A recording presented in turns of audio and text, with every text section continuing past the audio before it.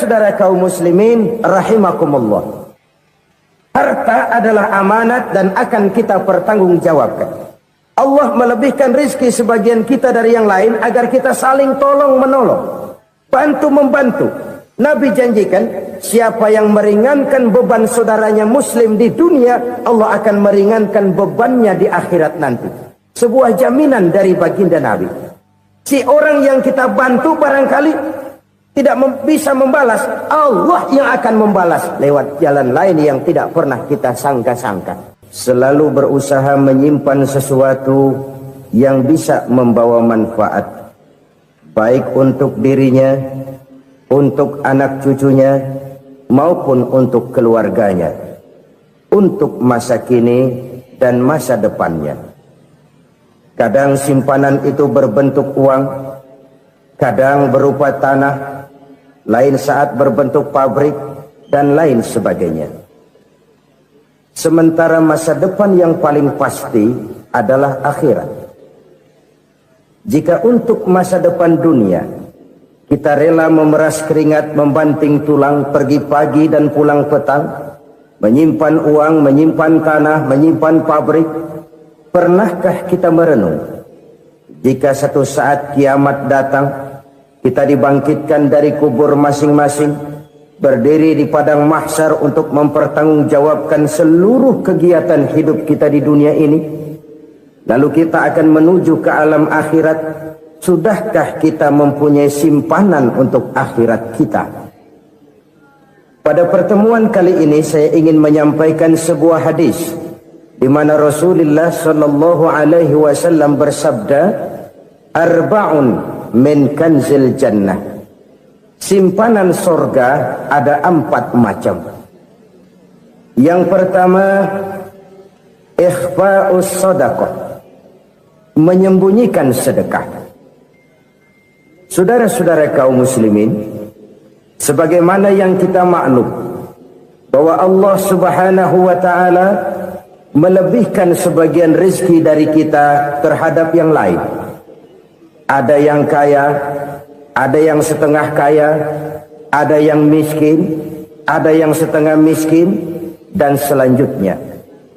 Ada yang gajinya kecil tapi penghasilannya gede. Ada yang penghasilannya gede tapi nggak punya gaji. Ada juga yang memang gajinya gede dan penghasilannya gede. Kelebihan rezeki merupakan sunnatullah dan tidak harus membuat kita merasa lebih dari yang lain. Bahkan sebaliknya, kelebihan itu harus membuat kita ringan tangan untuk menolong mereka yang memang memerlukan pertolongan. Kalau saudara diberikan ilmu, maka pertanyaan akhirat cuma satu: ilmumu kau amalkan untuk apa? Kalau saudara diberikan umur yang panjang, pengadilan akhirat juga bertanya satu: umurmu kau habiskan di mana? Tapi kalau saudara diberikan harta, pengadilan akhirat akan bertanya dua: hartamu kau dapat dari mana? Kau belanjakan kemana? Dari mananya ditanya, dan kemananya juga ditanya. Oleh karena kita akan dimintakan pertanggungan jawab, maka amanah yang bernama harta ini harus kita gunakan dengan sebaik-baiknya. Ada penggunaan yang merupakan kewajiban, itu zakat namanya. Ada penggunaan yang sewaktu-waktu, itu infak namanya. Ada yang lebih sewaktu-waktu lagi, dan itu sedekah namanya. Zakat dia terikat oleh haul dan nisab, oleh putaran batas waktu dan ukuran dari harta itu sendiri. Sedangkan infak terikat oleh situasi dan kondisi perekonomian seseorang. Sedangkan sedekah tidak terikat dengan apapun. Dalam kondisi seperti apapun kita bisa melakukan sedekah dengan yang terkecil sekalipun. Sampai-sampai Rasulullah sallallahu alaihi wasallam mengajarkan, la tahkiranna minal ma'rufi syai'an walau an talqa akhaka biwajhin talik. Atau ada hadis, tabassumuka fi wajhi akhika laka sedekah. Senyumanmu kepada temanmu adalah sedekah. Jadi untuk melakukan sedekah tidak harus dalam berbentuk uang. Dengan ilmu kita bisa sedekah, dengan tenaga kita bisa bersedekah, dengan pikiran kita bisa bersedekah, bahkan senyum kepada teman itu pun sedekah. Jadi kalau sedekah dengan uang memang belum punya uang, nyengir aja banyakin. Itu asal pada tempatnya, jangan lalu ketemu tiang listrik cengengesan. Tentu tidak pada tempatnya dan tidak wajar. Nah, sedekah yang paling dicintai Allah adalah sedekah yang disembunyikan. Artinya jauh dari sifat riya. Kan kadang-kadang ada orang sedekah itu disebutkan namanya. Apa tidak bagus? Kalau memang niatnya ikhlas, ya bagus-bagus saja. Untuk memberikan sugesti kepada yang lain. Di Fulan bin Fulan nyumbang sekian, diumumkan. Boleh kalau niatnya untuk memberikan rangsangan kepada yang lain supaya dia menyumbang lebih besar dari orang tadi. Tapi kalau itu mendatangkan riya, maka sedekah yang paling dicintai Allah adalah sedekah yang disembunyikan. Tangan kiri saja tidak tahu apa yang diberikan oleh tangan kanan. Sedekah yang dilakukan dengan ikhlas akan merupakan perbendaharaan surga, tersembunyi dari pandangan orang lain, tidak seorang pun tahu. Karena memang sikap yang baik adalah melupakan kebaikan dan mengingat kesalahan. Itu salah satu ciri orang bahagia. Orang yang selalu mengingat kesalahannya dan berusaha melupakan segala kebaikannya. Kalau dia akan ada kebaikan, dia tidak bisa ikut, dia merasa rugi karena dia merasa belum pernah berbuat baik. Tapi kalau akan melakukan kesalahan baru, dia ingat kesalahan yang sudah-sudah, sehingga terhalang baginya untuk melakukan satu kesalahan baru.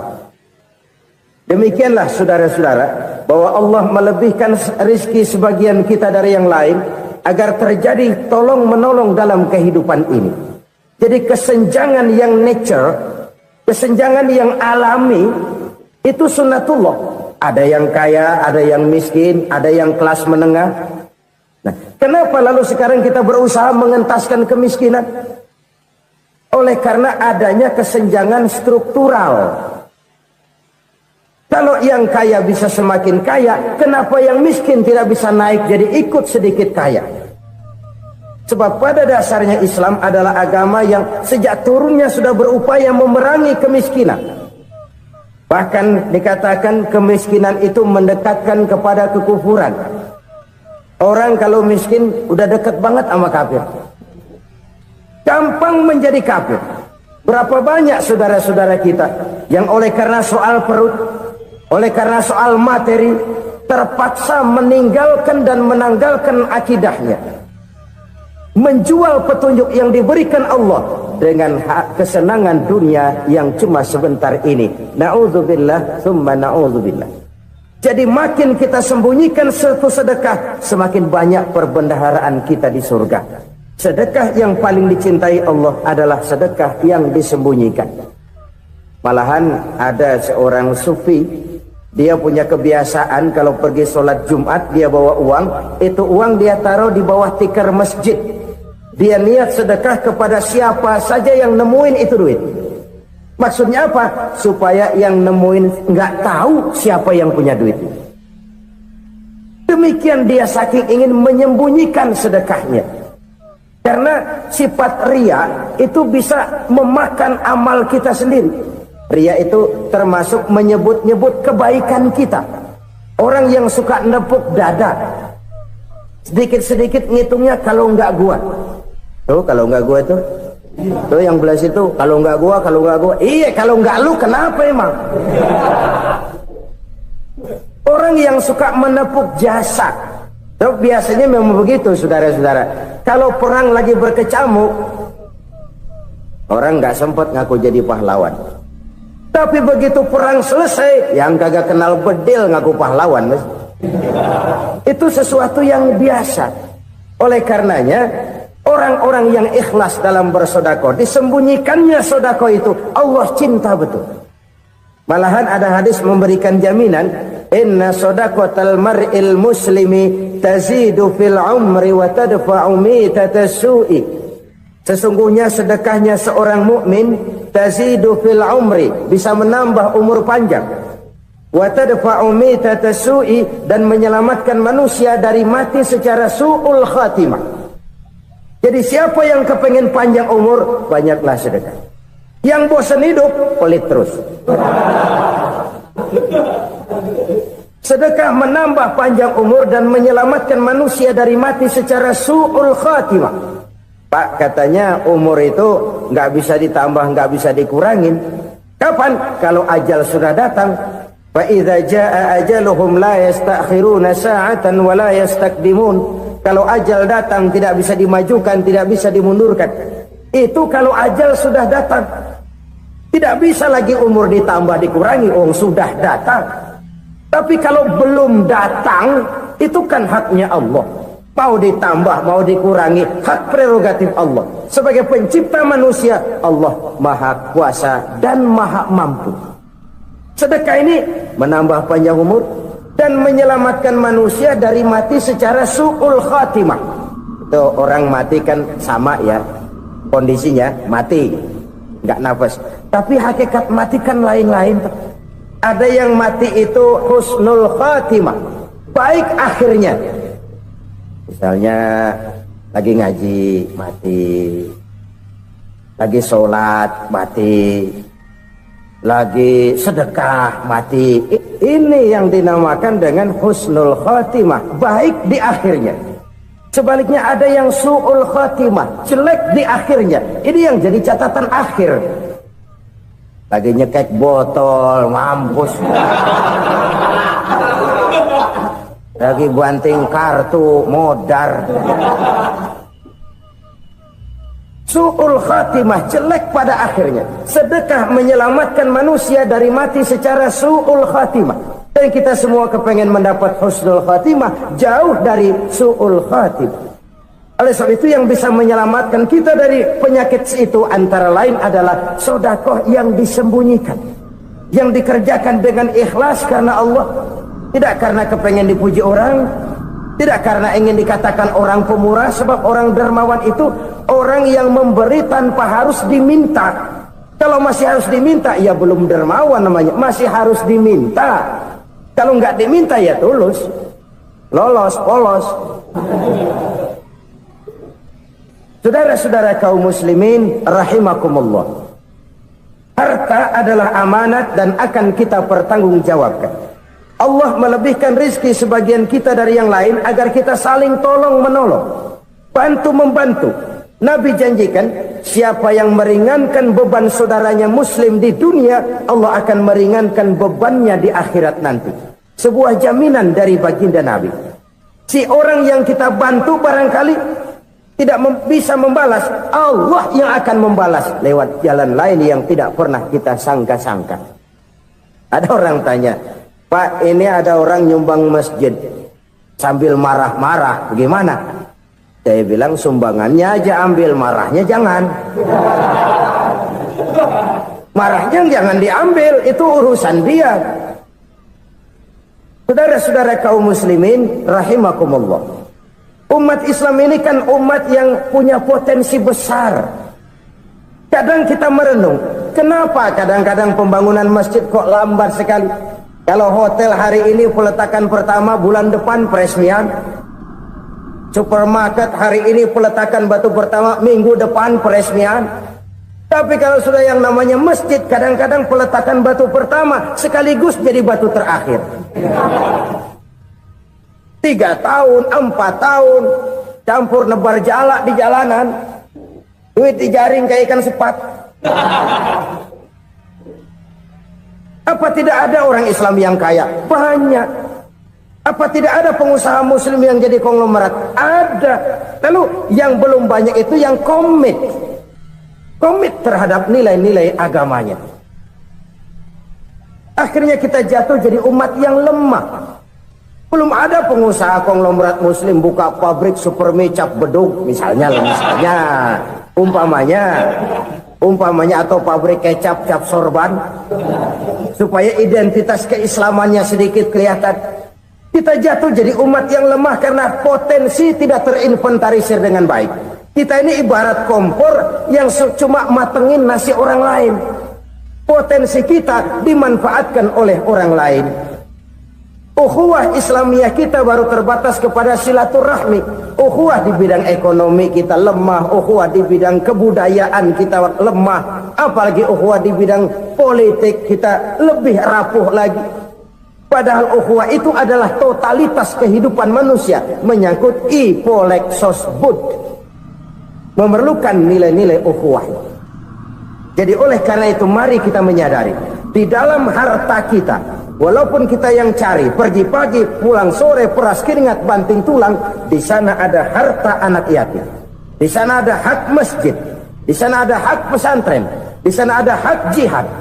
Berbahagialah seseorang apabila dia oleh Allah dijadikan keran.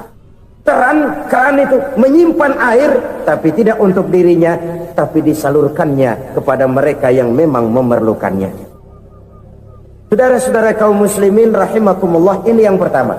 Jadi perbendaharaan surga adalah menyembunyikan sedekah. Orang lain nggak tahu, kita pun nggak pernah ngitung-ngitung. Kita anggap lewat begitu saja, padahal itu deposit akhirat. Satu. Yang kedua, perbendaharaan surga itu apa? Wa kitmanul musibah, menyembunyikan kesulitan. Kadang orang takut menghadapi kesulitan, tapi makin kita merenung, hidup ini kan sebenarnya urusan. Takut sama urusan ya jangan hidup. Tandanya orang hidup itu kalau punya urusan. Urusan melupakan problem, problem sering menimbulkan kesulitan. Kesulitan bukan untuk ditakuti, tapi untuk diatasi dan dicarikan jalan keluarnya.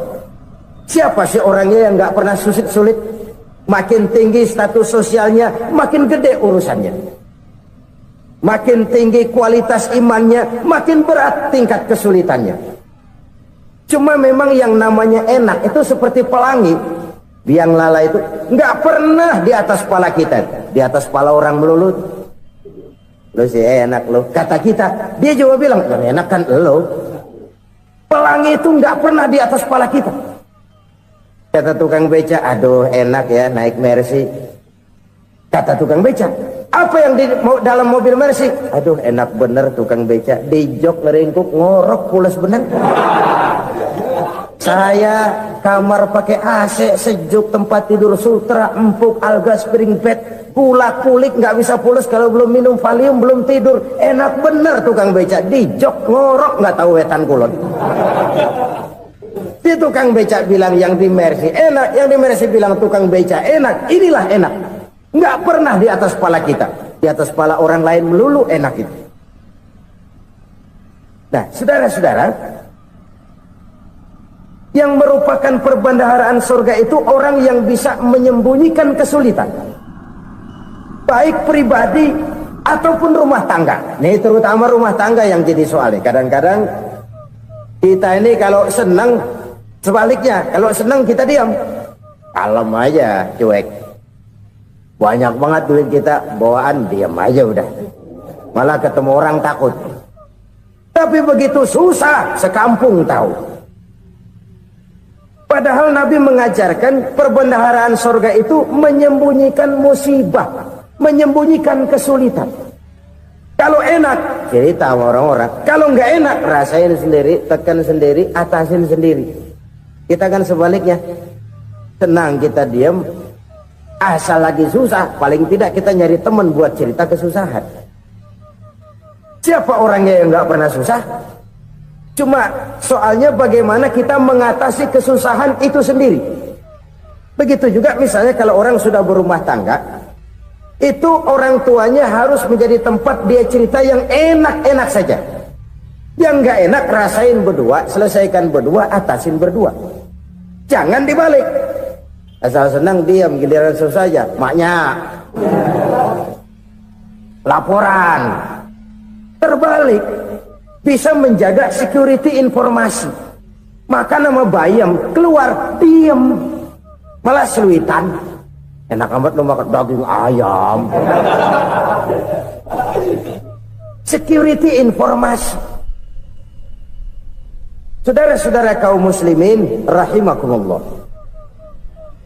ujian yang terberat itu yang pernah diberikan kepada para nabi para rasul, para aulia, para ulama, makin tinggi keimanan, makin berat bentuk kesulitan. Ayo saya kemukakan satu contoh saja.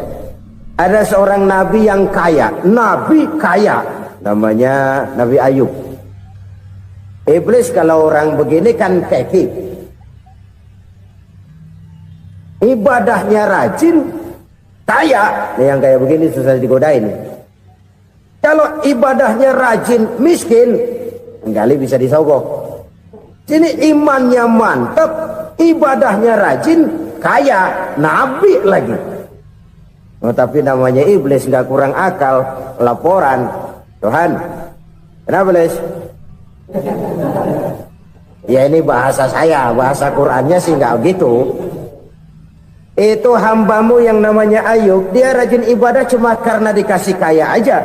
Coba kasih miskin dia, berhenti dia sembahyang. Ah, kamu bisa aja. Saya tahu Ayub itu hambaku yang ikhlas. Saya buktiin Tuhan, silahkan. Dibuktiin lah, iblis turun ke alamin. Yang mula-mula dia lakukan, dia rusak sawah ladang Nabi Ayub. Dia binasakan binatang ternak Nabi Ayub. Sehingga dalam waktu singkat, jatuhlah Nabi Ayub dari orang paling kaya jadi orang paling miskin. Beliau masih ibadah di mihrab dalam masjid. Datang iblis. Saudara Ayub, ya, lagi ngapain? Ibadah. Nyembah Allah, nyembah Allah. Oh, percuma. Kenapa? Tuhan yang ente sembah nih, dia udah bikin miskin ente. Sawah ladang ente hancur lebur, binatang ternak binasa. Sekarang ente jadi orang paling miskin. Ngapain nyembah Tuhan kayak begitu? Tekor. Udah berhenti dah ibadah, berhenti ibadah. Ini iblis sama Tuhan laporannya lain, yang dikerjakan kepada Nabi Ayub juga lain. Benar begitu iblis, kata Nabi Ayub. Iya, sawah ladang saya habis, buras. Binatang ternak saya binasa, binasa. Saya miskin, bangpak. Apa jawab Nabi Ayub? Bukan innalillahi, ya, ini hebat. Alhamdulillahillazi a'tani wa akhadha minni. Segala puji bagi Allah yang telah memberikan harta kepada saya dan sekarang mengambilnya lagi. Alhamdulillah. Allah yang ngasih, Allah yang ambil. Itu mah urusan Allah. Iblis cuman ibadah jalan terus, sujud lagi Nabi Ayub. Iblis seleher gondok banget. Dasar Nabi nggak mempan dia apa-apain. Miskin malah alhamdulillah. Allah yang ngasih, Allah yang ambil. Jadi kalau kita tidak komit, kita tidak terikat kepada kaya, miskin, senang, susah, apa yang bisa bikin kita susah? Jadikan kekayaan, kemiskinan, jadikan senang, susah sebagai anak buah yang bisa kita atur. Jangan kekayaan ngatur kita, jangan kemiskinan ngatur kita. Kita yang harus mengatur mereka. Senang, susah, kaya, miskin, bahagia, sengsara, jadikan itu anak buah yang bisa kita atur. Kalau sekarang kita kaya, lain saat boleh jadi kita miskin, semiskin-miskinnya. Allah yang ngasih, Allah yang ambil. Tenaga mana yang bisa menghalangi? Ibadah jalan terus. Iblis makin gondok. Dasar Nabi loh. Akhirnya apa? Nabi Ayub dikerjain, diberikan penyakit. Demikian fatal penyakitnya. Bayangin, udah miskin sakit. Masya Allah. Miskin sakit. Sakitnya nggak lama, kira-kira 16 tahun. Istrinya 3, 2 mental minta ceraiin. Ngerawatin laki bengek begini. Senang belum tentu, susah udah pasti nih. Cerai aja, cerai dah. Cerai. Tinggal satu Siti Rahmah yang setia menemani beliau. Sesetia-setianya hati perempuan. Satu saat Siti Rahmah bilang, "Bang, iya, abang kan Nabi, Bang. Lalu, namanya Nabi kan doanya jarang meleset, Bang. Maksud kamu minta kenapa sih sama Tuhan biar abang sembuh baik dah, Bang?" Siti Rahmah, iya. Saya sakit berapa tahun sih dah? 16 tahun, Bang. Sebelum ini saya sehat berapa tahun? Ya kira-kira 60 tahun, Bang. Nah, coba ente banding-bandingin, Rahmah. Saya dikasih sehat 60 tahun. dikasih sakit 16 tahun, sudah nggak sabar mau doa kepada Allah minta sembuh. Saya malu kepada Allah. Diuji dengan yang luar biasa seperti ini, tidak mengganggu stabilitas kehambaannya. Dia tetap menghamba kepada Allah Subhanahu wa ta'ala. Saudara-saudara kaum muslimin rahimakumullah, kunci menghadapi kesulitan itu apa? Allah jelaskan dalam satu ayat, wa basyiris sabirin alladzina iza asabathum musibah qalu inna lillahi wa inna ilaihi raji'un. Gembirakan orang-orang yang sabar. Siapa mereka itu? Yang apabila mendapat musibah mereka kembali kepada keyakinan dasar, segalanya dari Allah dan segalanya akan kembali kepada Allah. Ini konsepsi dasar dari sikap muslim dalam menghadapi berbagai kesulitan. Segalanya dari Allah, segalanya akan kembali kepada Allah. Kalau ini sudah kondisi dasarnya, maka kita akan lapang menghadapi kenyataan bagaimanapun pahitnya. Apakah itu namanya miskin, apakah itu namanya sakit, bahkan maut sekalipun. Segalanya dari Allah, segalanya akan kembali kepada Allah. Ini sikap hidup, bukan sekedar ucapan. Kita kadang-kadang menjadikannya sebagai ucapan. Mulutnya sih nggak berhenti, innalillahi wa inna ilaihi raji'un, tapi nangisnya terus gerung-gerungan. Bukan itu, ini kesadaran moral. Kalau segalanya dari Allah, segalanya kembali kepada Allah, kan sebenarnya cuma nunggu giliran. Hari ini saya nyembayangin dia, entah hari apa saya disembayangin orang. Hari ini saya antar dia ke kubur, entah hari apa orang nganterin saya ke kubur. Hari ini saya tahlilkan dia, entah nanti kapan orang tahlilkan saya. Segalanya dari Allah, segalanya akan kembali juga kepada Allah. Oleh sebab itu saudara-saudara, kesulitan bukan untuk ditakuti. Kesulitan justru untuk diatasi, dicarikan jalan keluarnya. Dan tidak ada orang yang tidak pernah mendapat kesulitan. Tidak ada. Semakin tinggi status sosial, semakin tinggi kualitas keimanan, semakin besar juga tingkat kesulitan. Hanya saja bagaimana cara kita mengatasinya. Dan Al-Quran menyatakan, inna ma'al usri yusra. Di balik kesulitan itu pasti ada kemudahan. Roda itu berputar.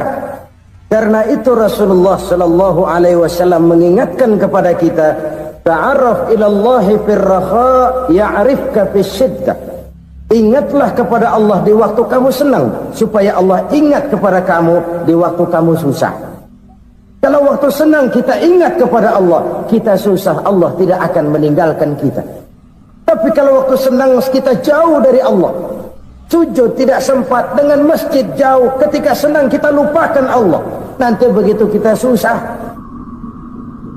Allah lupakan kita. Dan itu menyakitkan. Oleh karena itu orang-orang tua kita dulu bilang, kalau lagi sehat ingat-ingat lu bakal sakit nanti. Kalau lagi kaya ingat-ingat satu saat kita bakal jatuh miskin. Bahkan kalau lagi muda ingat-ingat kita bakal tua. Dan yang terpenting, kalau lagi hidup ingat-ingat kita bakal mati.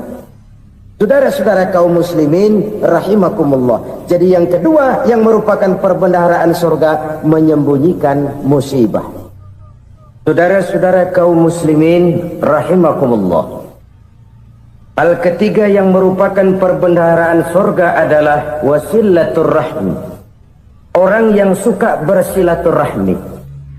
Sebagaimana yang kita maklum bahwa manusia adalah makhluk yang disebut zon politika. Makhluk sosial yang tidak mungkin hidup sendiri-sendiri. Betapa dan siapapun kita memerlukan orang lain. Bodoh betul manusia kalau tinggal di tengah masyarakat tapi tidak mau bermasyarakat. Merasa hebat sendiri, pintar sendiri, gagah sendiri, kaya sendiri. Mungkin kalau mati juga ngubur sendiri. Jangankan kita di sini, di sorga saja Nabi Adam waktu sendirian bengong melulu, mondar mandir. Allah tegur dam sepi dam. Ya ini kalau bahasa saya. Iya Tuhan, sepi ini nggak ada coret-coretan pisan ini. Diciptakan Siti Hawa baru anteng Nabi Adam. Itu di sorga. Cobalah. Umpamanya saudara tinggal di Jakarta nih. Kayak bener. Apaan aja di Jakarta punya saudara dah. Jembatan Semanggi ambil. Monas, Buntel bawa pulang. Hotel-hotel ambil semua. Cuman tinggal di Jakarta sendirian, apa enaknya? Betapa dan siapapun kita perlu orang lain. Tidak ada seorang pun yang bisa memenuhi kebutuhan hidupnya secara sendiri-sendiri. Nah, Islam telah menyelamatkan manusia dari ras diskriminasi, mengikat manusia dengan persaudaraan yang berlandaskan kepada akidah. Karena itu dianjurkan bersilaturahmi. Bahkan Nabi menyatakan, man arada ayyubsata lahu fi rizqihi wa yunsa'a fi atharihi falyasil rahimah. Siapa yang kepengen diluaskan rezekinya dan dipanjangkan usianya, banyaklah ia bersilaturahmi. Siapa yang kepengen dimudahkan rezekinya, hendaknya ia banyak bersilaturahmi. Kalau banyak teman, kesulitan kan paling tidak ada tempat cerita. Udah susah, sendirian kita pikirin diri, nggak ada tempat tukar pikiran. Cepet banget sama bengek. Dilawan sendiri. Nah, secara makro kita bisa berkata, tidak mungkin ada kemenangan kalau tidak ada kekuatan. Tidak ada kekuatan kalau tidak ada kesatuan dan persatuan. Tidak mungkin ada kesatuan dan persatuan tanpa semangat silaturahmi. Kalau umat Islam mau menang, dia harus kuat. Kalau umat Islam mau kuat, dia harus bersatu. Kalau umat Islam mau bersatu, dia harus membudayakan silaturahmi ini. Bahkan sampai-sampai kata Nabi, kalau bisa cari nilai tambah. Apa? Silman qata'at. Bersilaturahmilah kau kepada orang yang marah denganmu. Masya Allah, indahnya ajaran agama kita. Orang yang marah pun kepada kita, kata Nabi, kalau bisa bersilaturahmilah kepadanya, kepada orang yang marah itu. Di situ nilai tambah. Cuman jujur nih, hadis ngucapinnya gampang, ngamalinnya yang berat banget. Orang marah sama kita disuruh silaturahmi, ada apa malu? Lu marah, ada gua marahan lagi. Kan gua pikirin. Saudara-saudara kaum muslimin rahimakumullah. Tapi ini yang diajarkan, bahkan ini yang dicontohkan oleh baginda Rasul. Bagaimana begitu mudah, misalnya satu saat Abu Jahal ini ngatur strategi bagaimana bikin Muhammad celaka. Dia gali lubang di depan tempat tidurnya. Dia tutupin daun korma. Terus dia panggil seseorang, ke sini. Kasih tahu Muhammad, pamannya sakit keras, minta ditengokin. Berangkat orang ini ke sana. Muhammad, labbaik. Pamanmu sakit keras, dia minta ditengokin. Baik, saya akan datang menjenguk beliau. Berangkatlah Nabi ke rumah Abu Jahal tanpa prasangka apapun. Abu Jahal udah pasang stil, selimut 3 rangkap setengah dia pakai, persis kayak orang meriang. Tapi sembari ngintip dari balik selimut, begitu Muhammad buka pintu, nah masuk perangkap nih. Muhammad jalan menuju tempat pembaringan. Makin lama makin dekat, makin lama makin dekat, makin dekat ke lubang yang dipasang oleh Abu Jahal itu. Dalam hati Abu Jahal, terus dah jatuh, mampus dah lo ini. Mampus lo hari ini nih. Apa yang terjadi? Malaikat Jibril datang. Muhammad, pamanmu cuma pura-pura sakit. Di depan tempat tidurnya ada lubang perangkap supaya kamu jatuh ke situ. Sudah, kamu pulang. Balik kanan Nabi. Sudah hampir jatuh ke lubang, balik kanan, pulang. Bayangin kecewanya Abu Jahal. Muhammad dikit lagi, Muhammad dikit lagi. Enggak paman, saya pulang aja. Emosi bangun dari tempat tidur, enggak sadar kalau lagi pura-pura sakit. Lompat ngejar Nabi, dia lupa dengan lubang yang dia gali. Usrah, nyemplung sendiri ke dalam lubang.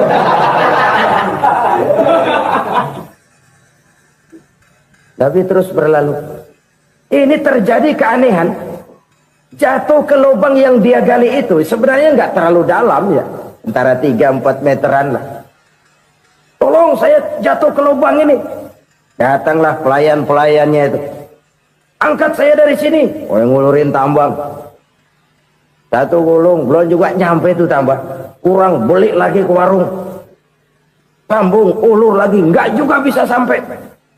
Wah ini kerjaan Muhammad ini.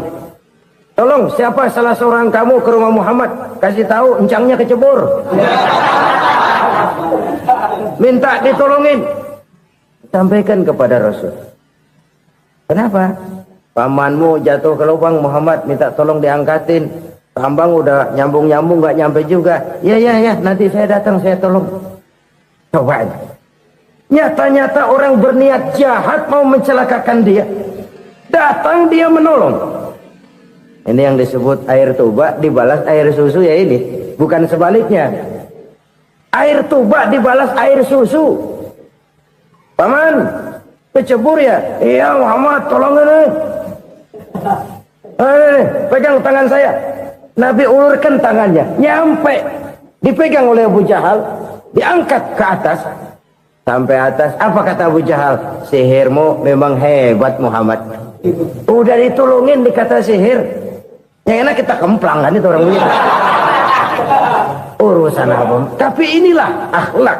Kalau bisa kamu bersilaturahmilah dengan orang yang marah kepadamu sekalipun. Orang marah kita tetap baik. So, kalau kita berbuat baik sama orang yang memang baik, rasanya sih biasa-biasa aja. Orang baik kita baik lagi, ya draw aja, belum ada nilai tambah di situ. Baru ada nilai tambah kalau kita bisa berbuat baik kepada orang yang nyakitin kita. Itu namanya kita setingkat di atas dia. Dia sakitin kita, kita berbuat baik sama dia. Dia pelit sama kita, kita baik sama dia. Dia marahin kita, kita deketin dia. Di situ kita punya nilai tambah. Jadi siapa yang ingin diluaskan rezekinya kata Nabi dan dipanjangkan umurnya, hendaklah ia banyak-banyak bersilaturahmi. Sederhana sebenarnya silaturahmi, tapi silaturahmi membangkitkan semangat kesatuan dan persatuan. Kesatuan dan persatuan melahirkan kekuatan. Dalam matematika 1 ditambah 1 pasti 2. Tapi di tengah masyarakat 1 orang takut ditambah 1 orang takut, hasilnya jadi 2 orang setengah berani. Kenapa setengah berani? Karena udah berdua. Tadi pan takut sendirian. Kalau dia kumpul turu-turu takutlah jadi berani. Kita yang lemah, kita yang tidak berdaya, kita yang miskin, kalau mau kompak bersatu, apa yang nggak bisa kita kerjain? Apalagi tinggal di kota besar, pilihan cuma 2. Bertahan atau minggir. Bertahan atau minggir. Untuk bisa bertahan harus mampu bersaing. Untuk mampu bersaing harus punya keahlian. Keahlian harus ditunjang dengan pendidikan, ditambah oleh kekompakan sebagai umat. Udah miskin mencar mulu, orang injak kita. Orang nggak pandang urusan apa malu. Oleh karena itu silaturahmi pada hakikatnya merupakan roh dari ukhuwah yang diajarkan oleh agama kita. Bagaimana Islam menyelamatkan masyarakat manusia dari ras diskriminasi, mengikat manusia, dan tidak ada persaudaraan yang lebih indah selain persaudaraan yang diikat dengan nilai-nilai akidah. Sepanjang orang di jalan Allah, itulah saudara kita. Keluar dia dari jalan Allah, selesailah persaudaraan sampai di situ. Karena itu, kalau ingin menyimpan sesuatu di surga, banyaklah bersilaturahmi. Datang ke rumah ini, datang ke rumah itu, dan lain sebagainya. Itu simpanan kita di akhirat nanti. Ini yang ketiga. Saudara-saudara, yang keempat, perbendaharaan surga itu apa? Wa qawlu la hawla wa la quwwata illa billah. Ucapan la hawla wa la quwwata illa billah. Ibadah kan ada yang berat, modalnya besar. Bangun masjid berat, modalnya besar. Bangun rumah sakit berat, modalnya besar. Ada ibadah yang berat tapi modalnya ringan. Misalnya puasa. Puasa itu berat, mengendalikan nafsu. Kalau sekedar nggak makan nggak minum sih enteng, mengendalikan nafsu. Itu jihad terbesar, tapi kan modalnya ringan, cuma niat saja. Ini ibadah berat, modalnya ringan. Ada ibadah yang ringan, modalnya juga enteng. Seperti termasuk ucapan la haula wa la quwwata illa billah. tanpa sadar. La haula wala quwata illa billah. Nyelengin tuh di surga. Nyelengin, kita nggak terasa. Nyelengin simpenan akhirat. La haula wala quwata illa billah. Nyimpan lagi. Kaget. La haula wala quwata illa billah. Nyimpan lagi. Banyak simpenan. Walaupun sebenarnya yang dimaksud di sini adalah kesadaran batin bahwa tidak ada daya dan kekuatan kecuali Allah. Itu intinya. Kita memulai pekerjaan disunahkan baca bismillah, kan begitu? Apa itu? Kesadaran moral bahwa ini saya bisa kerjakan. Saya kerjakan ini dengan menyebut nama Allah. Kenapa? Kalau Allah tidak memberikan daya dan kekuatan, mana mampu saya kerjakan ini. Maka saya kerjakan ini dengan menyebut nama Allah. Bismillah. Kesadaran moral. Manusia hanya wajib berusaha, tapi nggak pernah wajib berhasil. Banyak hal-hal yang kalau kita renungkan secara rasio nggak mungkin, tapi jadi kenyataan. La haula wala quwata illa billah. Tidak ada daya dan kekuatan kecuali bagi Allah semata-mata. Kesadaran moral akan kelemahan dan keterbatasan makhluk bernama manusia. Kadang kita kagum dengan otak, tapi kita sering lupa sama yang bikin otak. Padahal bagaimanapun hebatnya otak, yang bikin otak pasti lebih hebat dari otak. Nggak percaya, silahkan otak-otakan. Inilah kecenderungan. Kita kagum dengan pesawat-pesawat mutakhir, bukan main besi gede banget terbang itu. Alangkah hebatnya. Lalu apa yang bikin otak tidak lebih hebat dari itu semua? Kita puji laut. Apa yang bikin laut tidak lebih hebat dari laut itu? La haula wala quwata illa billah. Tidak ada daya dan kekuatan kecuali Allah. Apa yang bisa kita lakukan kalau tidak karena daya dan kemampuan yang diberikan oleh Allah kepada kita? Lahirlah sikap tawadu, rendah hati, tidak melonjak menjadi angkuh dan sombong, sadar akan kelemahan dan keterbatasan diri sebagai makhluk yang diciptakan oleh Allah Subhanahu wa taala. Jadi satu sisi ini ucapan yang berpahala, la haula, jadi wiridan. Pada sisi lain ini kesadaran moral, sikap mental, kesadaran batin bahwa yang punya daya dan kekuatan itu cuma Allah. Kita nggak pantas untuk sombong, sebab sombong itu pakaiannya Allah. Kita nggak sedang pakai pakaian Allah, kegedean. Dan makin kita renungi, makin terbentur. Apa sih yang bisa kita sombongin? Kita mau sombong apa? Kaya? Pintar? Itu kan semua relatif. Di atas langit masih ada langit lagi. Jadi oleh karenanya, marilah kita menyadari. Manusia hanya wajib berusaha, tapi tidak pernah wajib berhasil. Yang berusaha saja tidak wajib berhasil, apalagi yang tidak berusaha. Islam bukan agama orang pemalas yang selesai sholat lalu endelohom, enggelenggem ayem-ayem. Tapi Islam bukan agama orang sombong yang setelah berusaha lalu tidak memerlukan Allah. Kita bisa saja bikin proyeksi, tahun sekian kita bakal panen besar menurut perhitungan otak. Tapi ada kejadian lain. Apa? Tikus ngambek. Habis itu dimakanin tikus, panen gagal. Proyeksi rasional gagal oleh tikus-tikus yang ngambek itu. Bisa saja terjadi. Tahun depan kita panen besar, urung. Kenapa? Musim panas panjang. Dan sekarang ini koran-koran bikin berita musim mengalami penyelewengan. Bukan cuma manusia yang nyeleweng sekarang. Musim pakai nyeleweng. Mestinya kan musim hujan udah selesai. Masih hujan-hujan juga. Musim. Nah sekarang kita boleh bikin proyeksi. Kita bakal panen besar. Tahu-tahu musim panas panjang. Sawah retak, air kering. Cari teknokrat yang paling botak. Suruh pendekin tuh musim panas. La haula wa la quwata illa billah. Inilah kesadaran moral. Saudara, saya teringat satu saat ada seorang konglomerat. Umurnya ya kira-kira 70-an. Satu saat dia ditanya oleh wartawan, "Pak, umur Bapak berapa sih?" "Ya paling 10 tahun." 10 tahun. 10 tahun. Anak bapak berapa orang? Satu saja. Satu. Harta bapak berapa? Ya paling-paling bangsa 7 juta kali. 7 juta? Iya. Pak, kenapa bapak bohongi saya? Bapak punya buku biografi. Koran-koran, majalah-majalah banyak memuat cerita riwayat hidup bapak. Saya tahu umur bapak 70. Kenapa bilang cuma 7 tahun?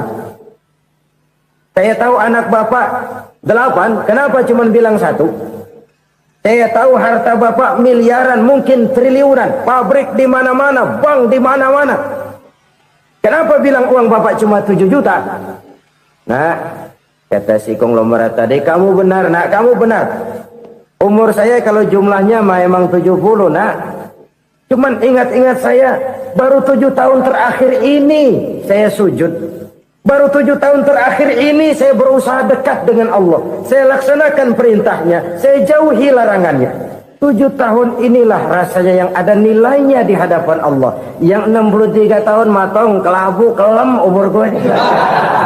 Habis untuk maksiat, untuk munkarat. Maka ketika ditanya tadi, umur saya 7 tahun itu. Oh begitu Pak. Oh iya. Lalu anak Pak. Anak bapak kan 8. Kenapa bilang cuma 1? Nah, kalau jumlah hitungannya memang anak saya 8. Tapi dari 8 orang ini rasanya cuma 1 nih. Yang bakal jadi buah hati, belahan jantung. Pelanjut cerita, penerus sejarah. Bakal jadi anak soleh yang akan mendoakan saya. Cuma 1 rasanya anak saya ini yang bakal jadi buah hati saya. Besar-besaran saya. Yang akan mendoakan di kubur saya. Yang akan mendoakan di akhirat saya. Yang 7 orang mana? Masya Allah, yang 1 tenggeng. Yang 1 nyekek botol lolo. Yang 1 nggak karu-karuan. Makanya saya bilang 1 anak saya yang akan bisa mendoakan saya. Oh begitu Pak. Iya. Nah harta Pak. Harta bapak kan triliunan. Pabrik bapak di mana-mana. Uang bapak hampir di tiap bank-bank besar. Kenapa bilang cuma 7 juta? Betul kau nak. Harta saya kalau jumlahnya memang miliaran, triliunan mungkin. Tapi yang saya ingat baru 7 juta tuh yang saya belanjakan di jalan Allah. Saya nyumbang masjid, saya santuni yatim piatu, saya bantu pembangunan pesantren, saya bantu pembangunan rumah sakit Islam. Itu yang akan saya bawa pulang ke akhirat, yang 7 juta itu. Yang triliunan itu nanti akan diperebutkan oleh anak-anak saya sebagai waris saya. Jadi harta saya 7 juta itu yang bakal nemenin saya di akhirat. Yang akan saya bawa pulang jadi teman saya. Saudara-saudara kaum muslimin, jangan-jangan orang tua itu adalah kita-kita ini. Jangan-jangan kita-kita ini adalah orang tua itu. Jangan-jangan itu potret dari diri kita masing-masing. Dari sekian umur yang diberikan Allah, berapa tahun yang ada nilainya di hadapan Allah? Dari sekian anak-anak yang merupakan amanah, berapa yang akan mendoakan kita sebagai orang tuanya menjadi anak soleh? Dari sekian banyak harta yang diberikan Allah, berapa yang akan kita bawa pulang menghadapnya nanti, yang kita belanjakan di jalan Allah? Ini sebuah potret kehidupan. Karena itu kita kembali kepada la haula wa la quwwata illa billah. Kita wajib berusaha, kita wajib berikhtiar. Selebihnya, segala daya dan kekuatan hanya milik Allah saja semata-mata. Satu kesadaran batin dari setiap pribadi muslim. Setelah ia berusaha dan berikhtiar, ia menyerahkannya kepada Allah Subhanahu wa ta'ala. Jadi, satu sisi ini merupakan wiridan ucapan yang mengandung pahala. Pada sisi lain, ini merupakan sikap batin dari seorang muslim di dalam ia menghadapi realitas kehidupan ini. Saudara-saudara kaum muslimin, rahimakumullah. Kalau ini kita jadikan satu basis kehidupan, maka ini akan menyelamatkan manusia dari kemungkinan tergelincir menjadi orang yang lupa diri dan lupa darat. Sebab itu Imamul Ghazali berpesan, jadidis safinah fa innal bahra amiq wa khuziz zad fa inna safara ba'id wa khaffifil hamla fa innal hamla sadid. Perbarui selalu kapalmu karena lautan sangat dalam. Bawa bekal yang banyak karena perjalanan ini sangat jauh. Ringankan beban, karena kebanyakan beban akan menyakitkan. Alangkah indah kalimat ini, alangkah dalam makna yang terkandung di sana. Perbarui selalu kapalmu karena lautan sangat dalam. Apa artinya ini? Jaga mentalmu baik-baik. Pelihara imanmu baik-baik, karena hidup penuh cobaan seperti lautan. Kita kalau berlayar di lautan kan kadang-kadang tenang, angin bertiup sepoi-sepoi basah. Jika malam datang, bintang gemintang bertabur menghias cakrawala. Rembulan memantulkan sinarnya dengan indah. Dalam keadaan begitu berlayar enak. Tapi lain saat ombak menggunung, halilintar menyambar, angin topan bertiup. Berapa banyak sudah saudara-saudara kita yang tenggelam di lautan dunia tanpa sadar bahwa dia belum sampai kepada pantai yang akan dituju. Berapa banyak sudah saudara-saudara kita yang tenggelam di lautan dunia ini tanpa sempat bangkit lagi.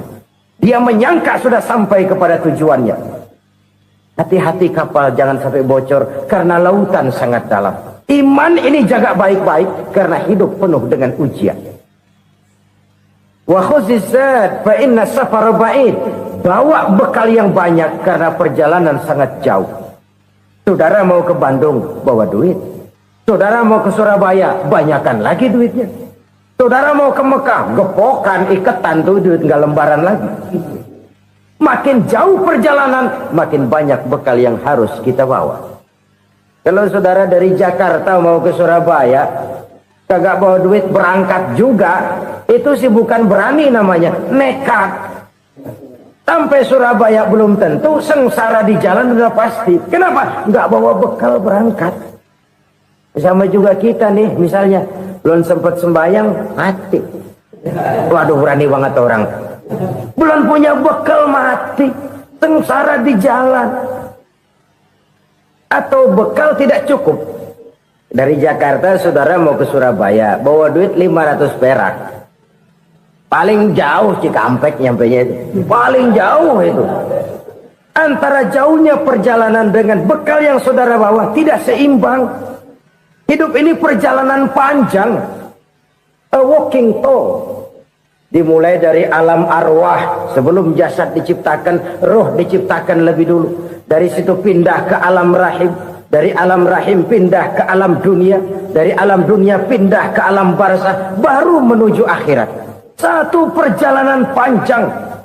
Kalau bekal tidak bawa, sengsara di jalan. Bawa bekal yang banyak karena perjalanan ini sangat jauh.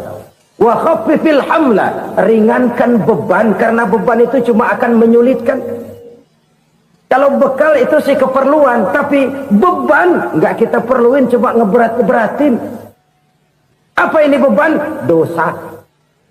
Kecurangan, kebatilan, kesoliman, ketidakadilan, kesewenang-wenangan. Itu akan jadi beban kita di akhirat.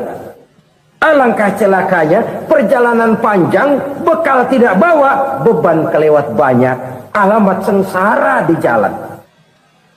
Pahala tidak ada, dosa berlipat ganda. Na'udzubillah, summa na'udzubillah. Kalau kita rangkum nasihat Al-Ghazali dengan kisah si konglomerat tadi, kita akan mengambil kesimpulan. Pertama, bekal terbaik dalam menghadapi gejolak kehidupan ini tidak lain adalah iman. Yang kedua, pahala dan dosa. Dua hal kontroversial. Pahala adalah bekal, dosa adalah beban. Tapi kita sekarang kan tidak begitu terangsang kepada yang abstrak. Orang berlomba mencari yang konkret-konkret saja.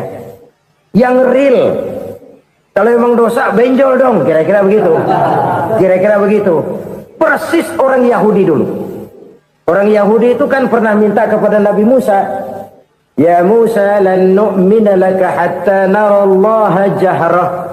Musa, kami nggak bakal mau beriman kepada Allah kalau belum kami lihat Allah ada nongkrong di depan kami. Kalau memang Tuhan ada, taruh dong di depan kami. Mau yang konkret-konkret saja. Kalau memang dosa, benjol dong. Kalau memang pahala, berasa dong. Orang terangsang kepada yang real, yang konkret-konkret saja. Karena itu untuk mengejar dosa orang mau bayar. Tapi untuk mengejar pahala walaupun tidak bayar orang segan. Ini yang dikatakan oleh Nabi. Kamu mengharapkan ke surga tapi kamu berat melaksanakan sesuatu yang bisa membawa kamu ke surga. Kamu ingin jauh dari neraka tapi tiap saat kamu lakukan perbuatan-perbuatan yang justru menjerumuskan kamu ke neraka. Idda'aitum an-najata minan nar wa ramaitum fiha anfusakum. Kamu ingin selamat dari neraka, tapi kamu lemparkan diri kamu ke neraka. Kamu ingin masuk surga, tapi berat sekali kamu melakukan perbuatan-perbuatan yang bisa menyampaikan kamu di surga. Saudara-saudara kaum muslimin rahimakumullah. Jadi hal keempat yang merupakan perbendaharaan surga adalah la haula wa la quwwata illa billah. Satu sisi ini merupakan ucapan yang memperberat timbangan akhirat. Pada sisi lain ini merupakan sikap hidup seorang muslim. Kesadaran batin yang sangat dalam bahwa tidak ada daya dan kekuatan kecuali Allah. Dan itu kita simbolkan pada saat memulai pekerjaan dengan Bismillah. Dengan menyebut nama Allah. Satu kesadaran moral. Saya hanya bisa melakukan ini karena diberikan daya dan kekuatan oleh Allah.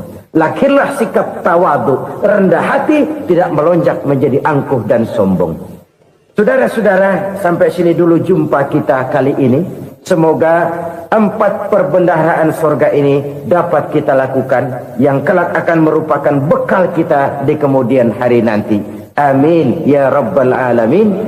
La ilaha illallah, bahwa tidak ada Tuhan yang perlu disembah selain daripada Allah subhanahu wa ta'ala.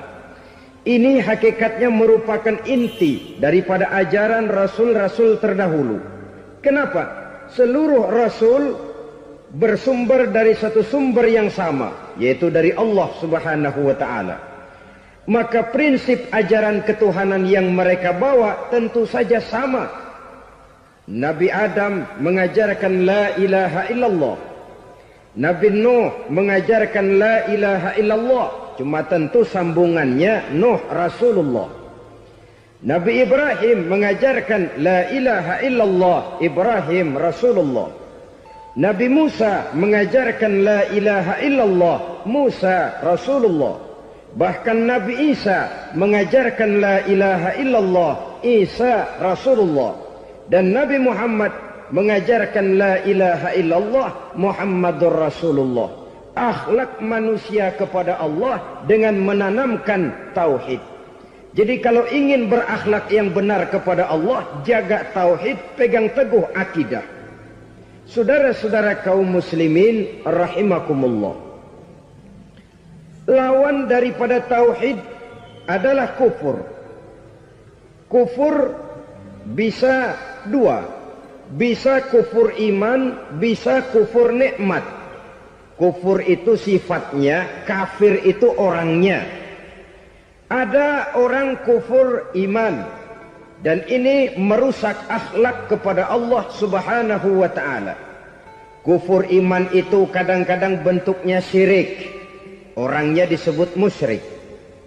Kufur iman itu kadang-kadang bentuknya nifaq, orangnya disebut munafik. Kufur iman itu kadang-kadang bentuknya riddah, orangnya disebut murtad.